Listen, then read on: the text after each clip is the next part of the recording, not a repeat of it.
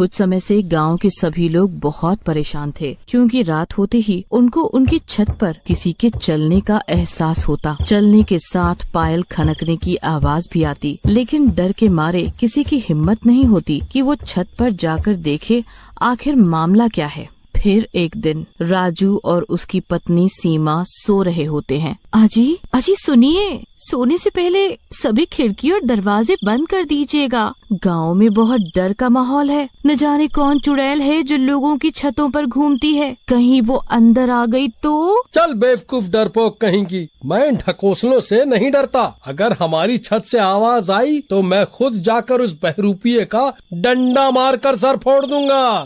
फिर रात 12 बजते ही उनकी छत से किसी की चलने की आवाज आने लगती है। अरे नौश पिटे, काली जबान के आदमी, तेरे बोलते ही आज ये हमारी छत पर आ गई। अरे बेवकूफ डरपोक मोटी औरत, सारी हिम्मत मुझ पर ही दिखानी आती है तुझे। एक बहरूपिया चुड़ैल से डर रही है। अभी रुक, मैं छत पर जाकर उसे सबक सिखाता हूँ। तू भी चल मेरे साथ। ना बाबा ना, मैं नहीं जाती। मैं अपने पैर पर खुद ही कुल्हाड़ी क्यों मारूं? मुझे अपनी जान प्यारी है, तुम ही जाओ। फिर राजू छत की ओर निकल पड़ता है। छत पर पहुंचते ही राजू की आंख फटी रह जाती है। वहाँ एक बिना सिर की चुड़ैल खड़ी होती है।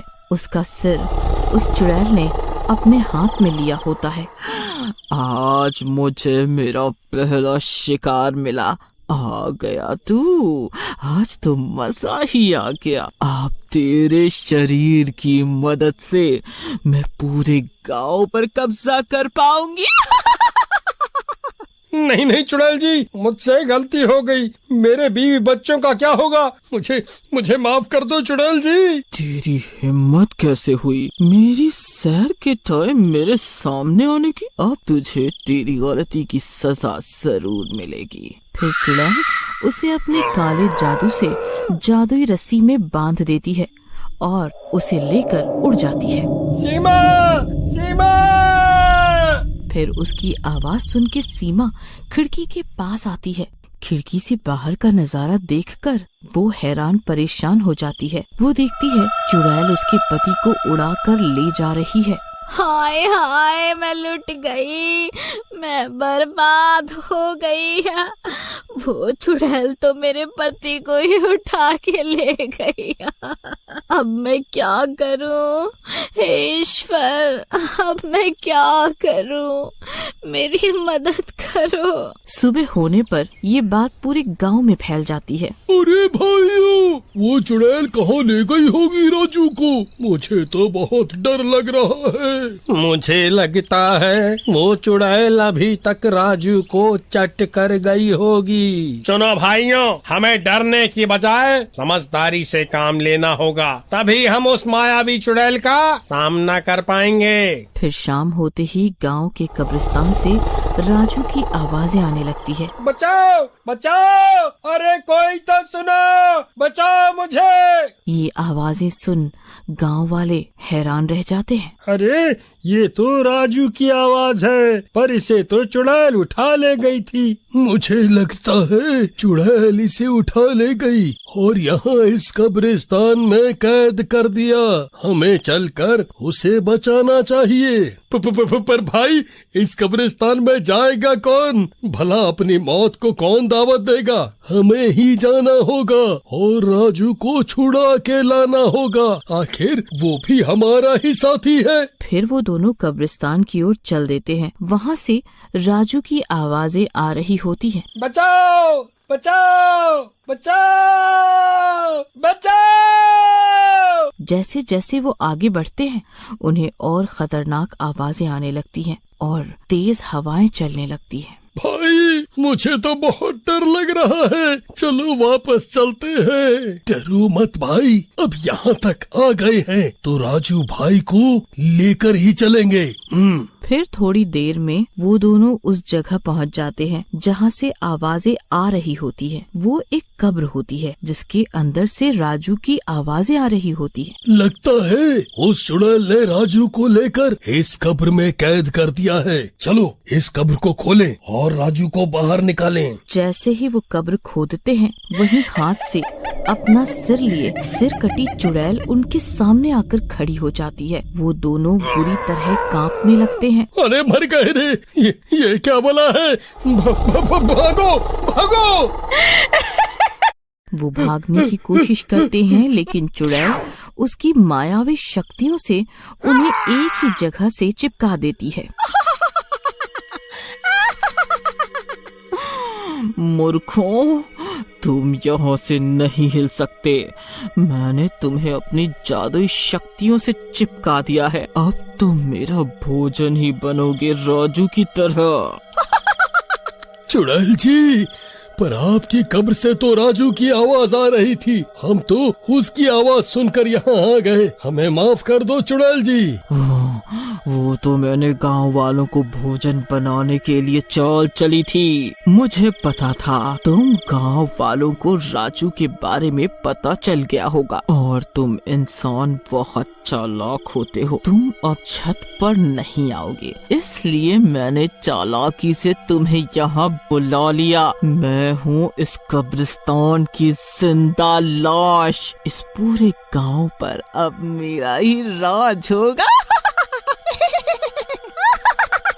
फिर वो चुड़ैल उन दोनों गांव वालों को अपनी कब्र में अपने साथ बंद कर लेती है। उन दोनों गांव वालों को लौटता ना देख सभी गांव वाले डर जाते हैं। भाइयों, मुझे लगता है कुछ अनहोनी हो गई है हमारे साथियों के साथ। अब तो राजू की भी आवाज नहीं आ रही, एकदम सन्नाटा हो गया है। हाँ भाई, मुझे लगता है हमें गांव के पंडित जी के पास चलना चाहिए। वही हमें इस मुसीबत से छुटकारा दिलाने में मदद कर सकते हैं। फिर वो सब गांव के पंडित जी के पास पहुंच जाते हैं। पंडित जी, मदद करें। गांव में कोई चुड़ैल आ गई है। उसने गांव के 3 लोगों को गायब भी कर दिया है। अब आप ही कुछ मदद कर सकते हैं, नहीं तो क्या मालूम वो अगला नंबर किसका लगा दे। फिर पंडित जी उनकी बातें सुनकर अपनी आंखें बंद करते हैं और अपनी दिव्य शक्ति से और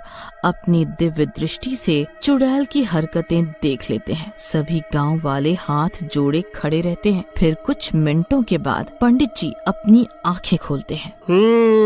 गांव में एक मायावी चुड़ैल का साया पड़ चुका है। गांव के किसी उद्दंड व्यक्ति ने कब्रिस्तान में जाकर उस चुड़ैल की कब्र पर थूक दिया है, जिससे उस चुड़ैल को गुस्सा आ गया और अब वह सबकी जान की दुश्मन बन गई है। तभी पीछे खड़ा हरिया बोलता है। पंडित जी, याद आया, मुझे कुछ दिन पहले आम खाने का मन हुआ तो मैं कब्रिस्तान में लगे आम के पेड़ से आम खाने गया था। मैंने आम तोड़ा पर वह बहुत कड़वा था तो मैंने वहीं थूक दिया। ये मुझसे क्या अनर्थ हो गया, हे ईश्वर। अब जो हो गया सो हो गया। अब हमें उस कब्रिस्तान की जिंदा लाश से आजादी पानी है, नहीं तो वह सबको ही निगल जाएगी। तो हम क्या करें पंडित जी? उस चुड़ैल की जान उसकी खोपड़ी में है, जिससे वह अपने हाथों में लेकर चलती है। अगर हम उससे उसकी खोपड़ी छीन कर गाड़ दें तो वह चुड़ैल खत्म हो जाएगी। फिर अगले दिन ये आवाजें सुनकर गांव वाले समझ जाते हैं कि ये उस चुड़ैल का छल है। भाइयों, अब क्या करें? कुछ ना कुछ तो करना ही होगा। हरिया भाई, आज तुम और मैं चलते हैं। मैं चुड़ैल के सामने जाऊंगा और जैसे ही वह चुड़ैल प्रकट होगी तुम पीछे से जाके उस चुड़ैल को डंडा मार के उसकी खोपड़ी को नीचे गिरा देना। फिर मैं जल्दी से उसकी खोपड़ी को बोरी में बंद करके भाग जाऊंगा। क्यों, कैसी लगी मेरी तरकीब? अच्छी तरकीब है। चलो आज हम इस चुड़ैल के आतंक से गाँव वालों को बचाएं। फिर वो दोनों जाते हैं। हरिया पहले ही पेड़ के पीछे छुप जाता है और भीम उस ओर चला जाता है जहाँ से आवाज आ रही होती है। उसके वहाँ पहुँचते ही वो चुड़ैल वहाँ आ जाती है। एक और शिकार। तू तो हटा कट्टा है, तुझे खाने में तो बहुत मजा आएगा। इतने में पीछे से हरिया आकर डंडे से उसकी खोपड़ी पे मारकर उसे नीचे गिरा देता है और भीम जल्दी से उसे बोरी में भर लेता है। जाने दो, जाने दो, छोड़ दो मुझे, मैं किसी को नहीं छोड़ूंगी, मेरी खोपड़ी छोड़ दो, मेरी खोपड़ी छोड़ दो। फिर वो सब उस खोपड़ी को कब्रिस्तान में गाड़ देते हैं और सभी फैसला करते हैं कि अब से कोई भी कब्रिस्तान में नहीं आएगा।